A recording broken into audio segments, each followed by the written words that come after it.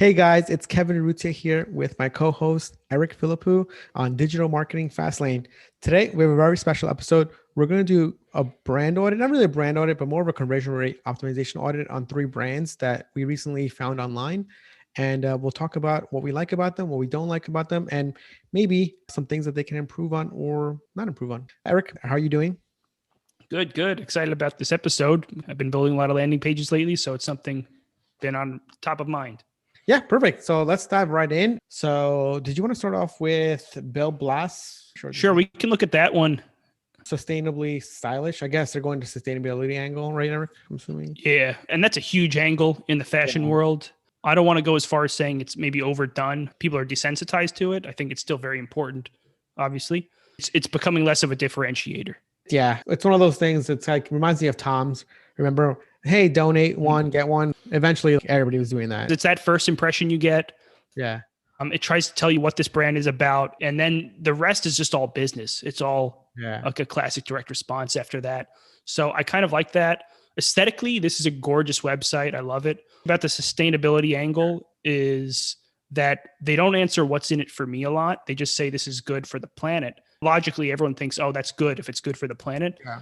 But when they parting with their credit cards and their wallets, then they start to think, well, what's in it for me? And so when you say, oh, be a hero, or like this is a brand for people who want to change the world, it's stuff like that. Apple is, I think, very good at that. They kind of inspire people in their advertising. And one thing too, I think what you said is very important. This site is very beautiful, but beautiful doesn't mean it converts. And I think that is an illusion that a lot of people have. For example, here, there's no maybe arrow indicating that I can go to the next one. I just found out by accident, right? It's one of those things where it's like, don't make me think, like, why not put an arrow?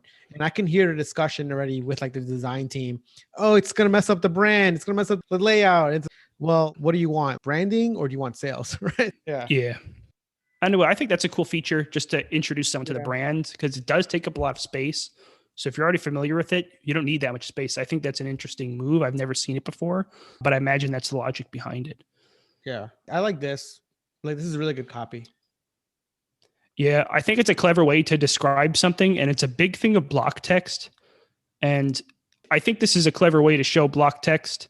I personally am not a big fan of block text, and I don't know what the readability is on this as opposed to just a big dense paragraph, but I think they're making a good effort. And they're definitely testing things out. And I think they're taking a risk, which is also a huge thing, that these seem like cool risks to take. And you have to respect that a little. Yeah. I do love how they show their products like this in context to their About Us or this collection. This company's pretty good. I like their stuff so far. I like everything they're doing here. It's pretty nice. I like that it's designed cleverly, but it's still, to me, it seems very designed versus direct response. It's not a marketer designing it. It's a very designer. Yeah. Back in the brick and mortar days of almost a year ago. Yeah. If you want a store with a very cool physical layout, that's cool. But if it's hard to find out how to buy something, that's where people can get confused. And there are a couple stores in Manhattan that you might be familiar with, Reformation and Everlane. Maybe not Everlane, but Reformation is one, for example. It's a much different shopping experience than some of the others, and they actually do it very well. It's something unusual, and if it's too unusual, at least for e-commerce, it could distract people because people are conditioned for a certain user experience when they're shopping online. So yeah, I like all these little touches. Yeah, it looks very nice. I think it's very nicely designed. I'm not sure if it's like super conversion driven. So that's sort of where I would add more call to actions. I would add some other stuff. Yeah. What's an example just for people at home where it's very designed aesthetically, but it is also very conversion focused? Magic Spoon to me is the first that comes to mind. Magic Spoon's a pretty good one. So anyways, a good example is like this, right? This is very well designed. A few things missing here already, right? There's no reviews. Why would I ever buy a product without reviews, right? I see what you mean. It could be designed beautifully, but you're still missing these like sort of small conversion things. For example, reviews. Going back to schoolyard snacks, reviews, right? 203 sold in the last 22 hours. I'm not sure if this is real. Like, obviously, yeah, I don't think it is. But you know, it's a widget that it's probably on their Shopify store. One thing they do well here is add to cart really sticks out. and they also have like a great guarantee here. Whereas this brand here just says buy now. There's no guarantee. There's nothing like that. And also, I'm not sure if you're noticing this, Eric. You see how we switched tabs to Billy Blass? You see what they did here? Come back to us. We miss you from. I know some founders love that. Yeah. Those are things that we should be thinking about, conversion rate stuff. It's not really about the design. It's about adding these things on here that's going to make you want to buy. Like, hey, look, 10 people are watching this shoe right now. Or, hey, we only have 3 sizes left, right? For example, let's say I click on 8. You could have something here that says like, hey, 3 8s left, right? You see these little urgency triggers that you can add to a product. For example, for me, this is like very generic. This is obvious, right? 203 sold. But if you're a shoe company, you can say, hey, look, we only have 2 pairs of 8s left. And for each size, it could be dynamic, right, Eric? Versus one generic thing. So you can make it more custom. You can make it feel quote unquote more real, stuff like that. I mean, obviously you could make it real like Amazon does. And they're the best in the game. That's like Amazon does this all the time, right? So anyway, let's go to buy now. Like I said, this isn't like a design critique. Direct response, right? Yeah. What I do like is they seem like they're trying to tell a story in the product page as you scroll down on that right-hand column. So I think, someone who's this target customer, they're really design aesthetic focused. Yep. I think they would appreciate stuff like this. Sacrificing smart direct response marketing tactics for branding is a false dichotomy. Yep. It really depends on the consumer, right? Eric, we've worked with previous brandy companies and the stuff works because that consumer really likes that stuff. These brandy type of stuff is really more for a fashion industry because the fashion industry is really driven by design, aesthetics. Whereas, let's say going back to cereal, right? That's a commoditized product. No one's really into like, oh, this cereal is going to make me look good. This is why fashion does so well because it's more like perception. To like, it's sexy. Yeah, it's sexy. Going back to the 3R principles, right? It's what? Showing off. You want to show off. So that's why you're like, hey, look at my $500 jacket that I paid, right? Because you're still appealing to one of these things that is DR and also maybe like trying to find a partner, right? Sexual companionship, etc. Whereas food is more commoditized and also now you need more DR stuff. This is the standard, right? Nothing crazy here.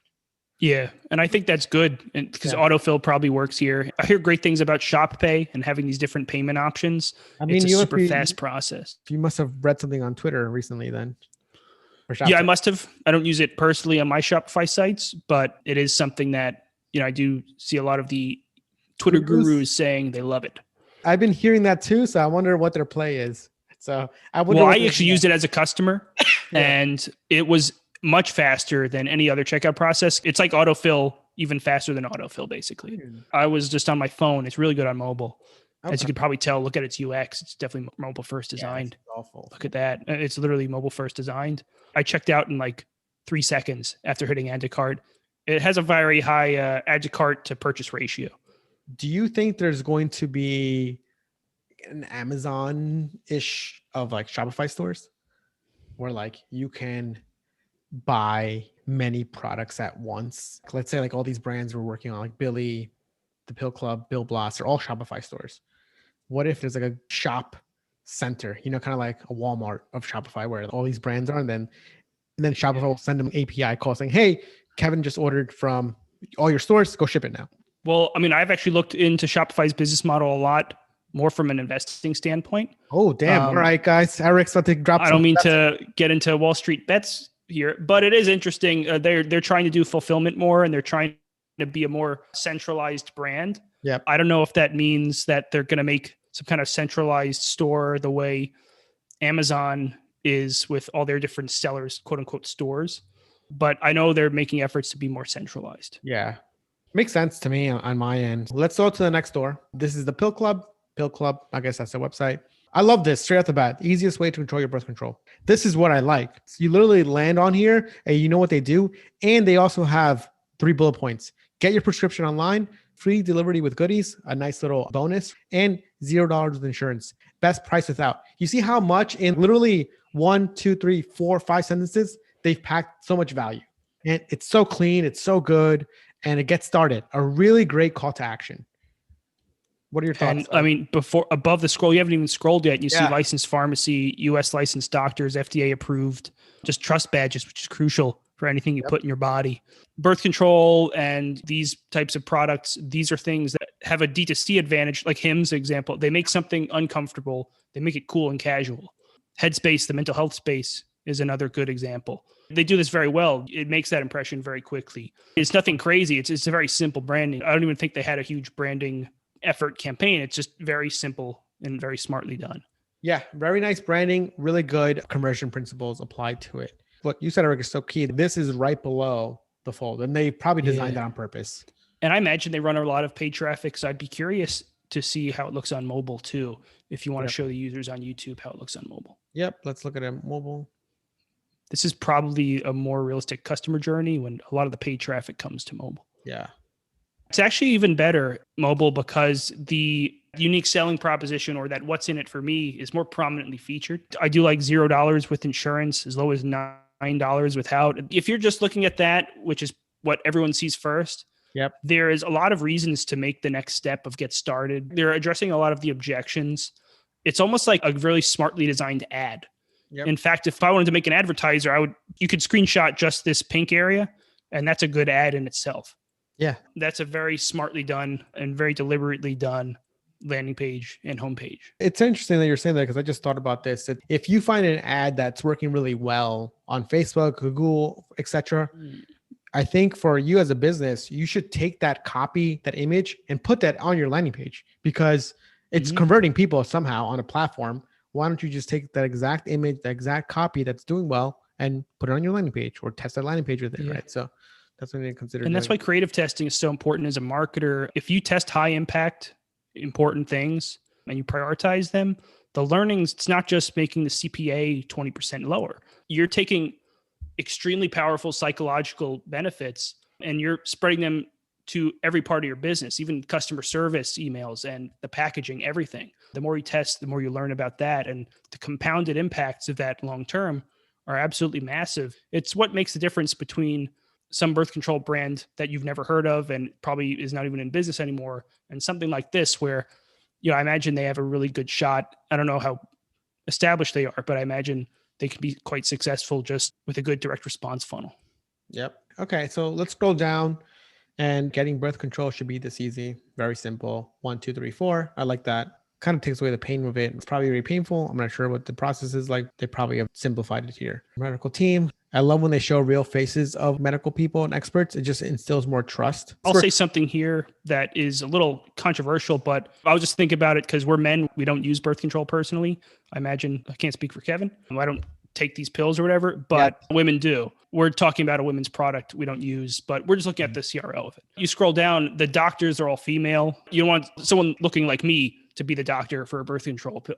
I think it's good that they have women doctors. They know their audience. It seems like a very simple thing, but you'd be surprised in some of these cases. And this is the other interesting part. Just because they have the lab coat on, we're assuming they're doctors, but they never even say that here. These psychological things are just inherently in you. We didn't even think about it. It got me. We just see the coat. Oh, that's a doctor. There's a reason why TV actors wear lab coats on TV or on commercials. Even Scrubs, right? Those people that play the doctors or whatever, they're on commercials for real medicine because people believe that they're doctors, even though there's a TV show. But anyways, this goes back to some of these inherent marketing things that you as a human, you probably don't even think about. But as a brand, as an advertiser, marketer, we know that these things will trigger you. This is a doctor. They don't even say it once. This is great because they're not lying. It's also possible they are the actual doctors. They just didn't allude to it. Insurance in our pocket. $0. The CTA is there the whole time. If you're not sold and you keep scrolling, there's always that get started button for you. That's very crucial, especially in mobile. And I think this is when you have a good homepage like this, that's less pages you need on your site because this does a lot of the selling. You don't need fancy unbounced landing pages and you don't need a lot of different funnels. I imagine there's a lot of testing going on here. This is very smartly designed. And if I'm a marketer and you have to think, should we run traffic to the homepage or we have to build a landing page separate?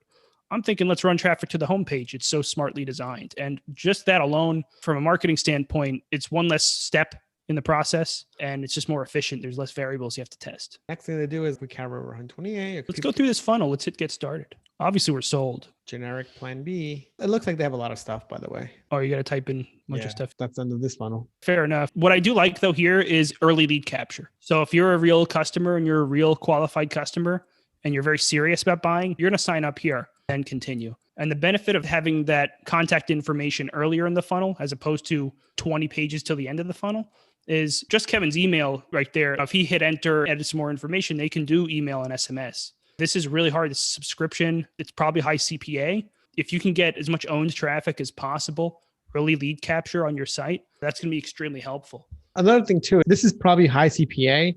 The reason why is probably because people know that if they can switch to your brand, you have a customer for a good amount of time. So it's worth capturing or getting these customers. Any niche where there's high competition or you're competing against really established companies, you're going to have a high CPA just because you're going to have to work extra hard to convince somebody to try yours versus whatever thing they're probably using already. These prospecting marketing funnels, they can convert at 10%. They can convert 22% in some cases. They're very, very strong. If you have a very good, hardened, tested welcome series, I think they have a lot of confidence in their email marketing. I'd be interested to sign up for their email just as a marketer to see what it's like. They're trying to get your email so early in the funnel. That means they know that's intentional. They're trying to use email marketing a lot. They probably make more money from that than direct response ads. For a lot of brands, that's a case. In fact, I wouldn't be surprised if a lot of their ads are lead generation ads, not even purchase conversion ads. They probably are doing something here too. The next brand is this one, Billie, Razor Company.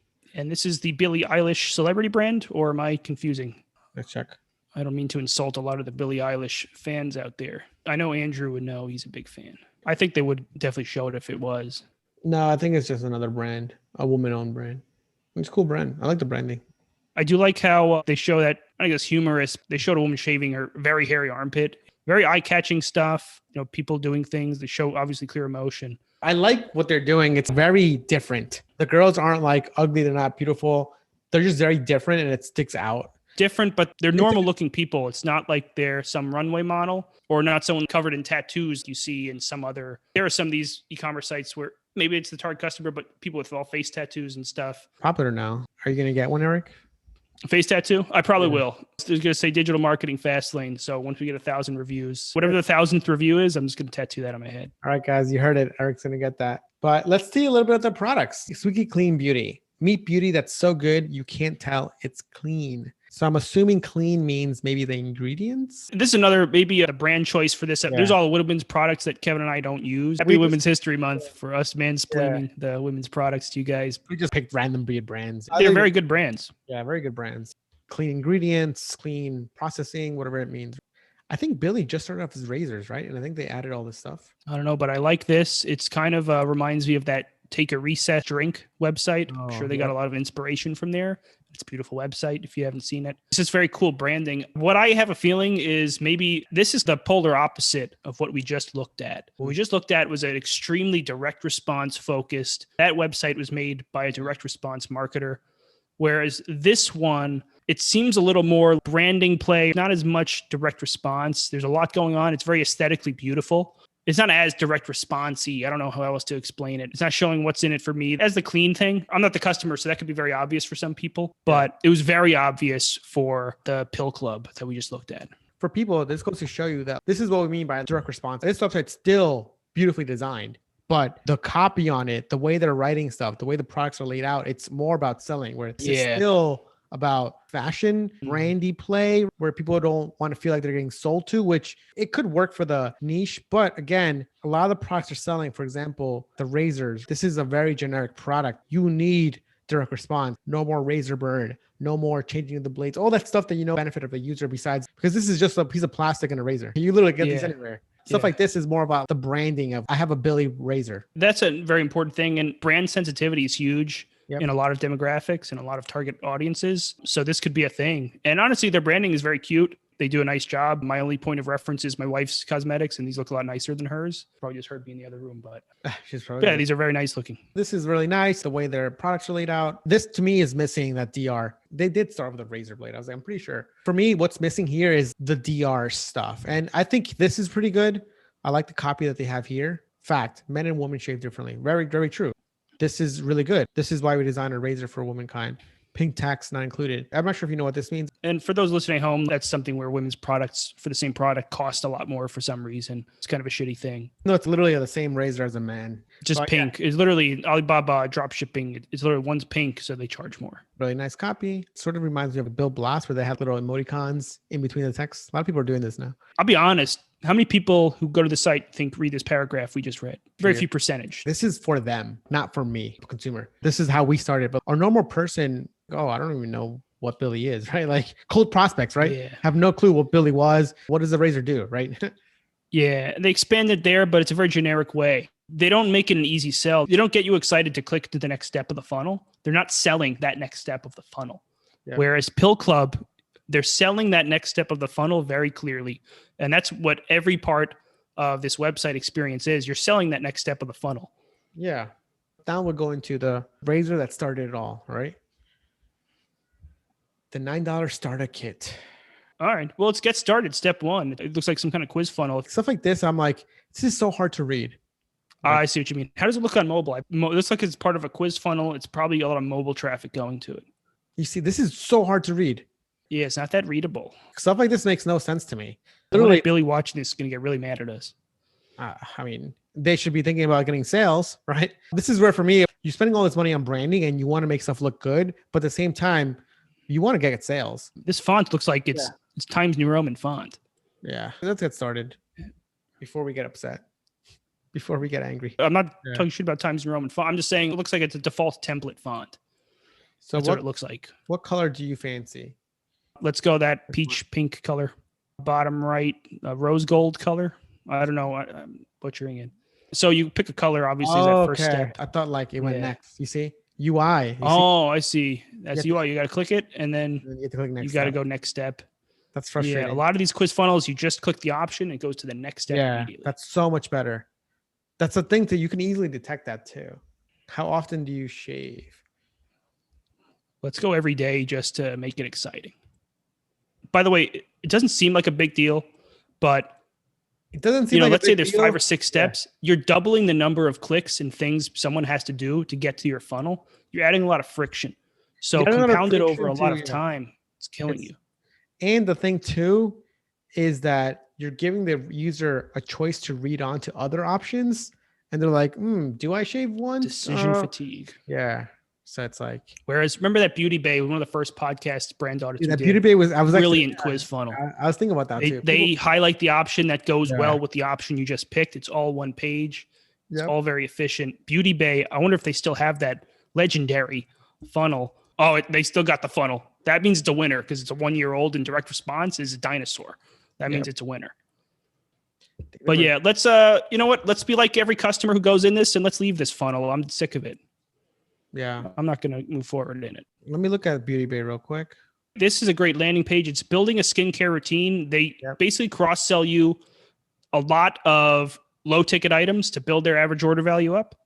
Yep. And they're making it a routine. So you subscribe to it. Very smart way. And you'll see it's like an interactive funnel. Yep. As you click a certain option, it suggests options that pair well with what you've previously selected. Obviously, it's a very simple, clean UI. You'll see it. I love too that they have stuff that's out of stock because it makes it seem like, hey, stuff is selling. Scarcity. It's sometimes people don't think about how this stuff actually affects buying decision. Like you see this out of stock. Now, instead of 3 choices, you have 2 and you're like, okay, cool. Let me just maybe get this one and then add to my routine. Okay. So add it to the routine, go down. Next I don't know if they do the suggestion anymore. I guess they don't. Before, they would highlight ones that went well based on what you selected, which I think is good because they have like 5 or 6 different things here and you don't know the difference between them. You have to read all that text. Whereas if they just highlight one that goes well with what you selected, you're going to click that with no thinking necessary. I think they changed their funnel a little bit, but yeah, I like the other one too. And they've been using this for like a year. So, this is a good way to do a high average order value funnel. It's over. Yeah. And look, you clicked it. I think did it automatically go scroll you down after you clicked it? Yeah, it did. No? Yeah. I don't remember. Yeah. Okay. And then you got to review your shopping bag. I love that they call it your routine too. I think it's so smart. Well, it's literally the benefit. It's not what your skincare product cart is. It's your routine. It's what you do every day. You're envisioning it in your life just by the way they name it. And obviously it's a very obvious decision to do that. But it's a very small detail that a lot of marketers and brand owners don't think about. Yep. Every part matters. It's the framing of it. Routine. In my routine, I need this. Price becomes less of a thing. It's like, oh yeah, for my routine, I want something good for my routine. Like think about like a healthy workout routine. You're like, okay, what do I need to do? Healthy diet. Okay, cool. It's not about like the exact food or the exact like price of the food. It's more like, hey, this is the routine I want to eat. It looks like it's mobile friendly just because everything is very centered, which I like. Let's see what their checkout's like. They're doing guest checkout now? Yeah. That's fancy. That's for very big brands who have a lot of repeat business, if they're bold enough to do that. That's an example of a done well in a similar space. User experience done well. It's something we've used as an example in our own marketing. Not just the UX, but the psychology around it, how they do the wording of it is really good. They've had this layout for so long. Wow. Remember this layout? It's obviously working then. Yeah, I mean, some of the main lessons is make it very simple. User experience, sell the next part of the funnel at all times. Yep. And always think about like, what's in it for me, the customer. They're envisioning it in their life. How are you doing that? Are you making that easy for them? Then they're going to part with their wallets a lot easier. So that's really what you have to think about. I think overthinking the aesthetic design is a big obstacle or a big mistake I see a lot of people do, and underthinking just the psychology. Does this make sense kind of thing? And, you know, if you look at Pill Club, Beauty Bay, Magic Spoon, I think does that well. Yep. Those are good examples, brands that do that very well. Yeah. And I think going by what you said, a lot of people pay attention to the design, the aesthetics, and they're willing to invest, 40, 50K on a good design. But when it comes to finding a copywriter, they want the cheapest. And it makes no sense because the copy is what people are reading. So maybe instead of investing 50K into a design, that's 10K, and then invest another 25K into a great copywriter. Because I think people sometimes forget that great copywriters, actually the great ones, the good ones charge 10, 20K minimum. The ones that are okay, they're charging much less. Yeah. And by the way, you might think copywriting is not as sexy of a thing in marketing these days. It's all, look at this 40 ROAS screenshot and look at this lookalike audience. But copywriting is what made every great company massive. And especially things like Coca-Cola and these brands that are household names, it was all copywriting. And if you really look in the history of advertising in general, copywriting was everything. Yep. And whereas if you look at a lot of marketers today, they're all thinking about, should I do a 1% or a 2% lookalike? That's not marketing. That's probably why they don't do marketing for a long time. I think what you're saying is a good lesson where these like 1%, 2%, Eric and I call like marketers are just okay. And that's where like, oh my God, I'm so good. But that's because Facebook did it for you. But now that Facebook is losing all this tracking, all the marketers are like, oh my God, what are we going to do? I'm like, well, you were always bad to begin with. So now you don't have the tools to make it easier. So then that's why they're freaking out, right? So, yeah. I hope I'm not one of those bad ones. We're going to find out. Think about it like, that's why back in the day, like you were saying, Coca-Cola, Pepsi, it was all copywriting because there was no such thing as lookalikes. It was literally your words had to sell because you were spraying and praying. Right? So yeah, Facebook is like marketing an easy mode because Facebook's like, no, you don't need to do any marketing. We'll find them for you. So yeah. And I think people had it too good for too long. And yeah, they're gurus because of that, or they claim to be or whatever. Yeah. And they don't know a lot of copywriting, and that user psychology is the most important thing. Absolutely. Yep. But all right, guys, that's today's episode. Feel free to drop any comments that you have on YouTube, and feel free to like and subscribe to us on YouTube and leave us a review on iTunes. Remember, if you get 1,000 reviews, Eric's going to tattoo his face. So that's something on that 1,000th review. So it's kind of like being the 23rd caller of a radio station, and you win $1,000 or a free home or free rent or free tickets to some concert.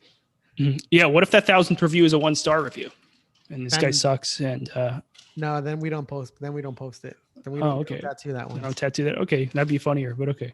All right. But all right, guys. Talk to you guys soon.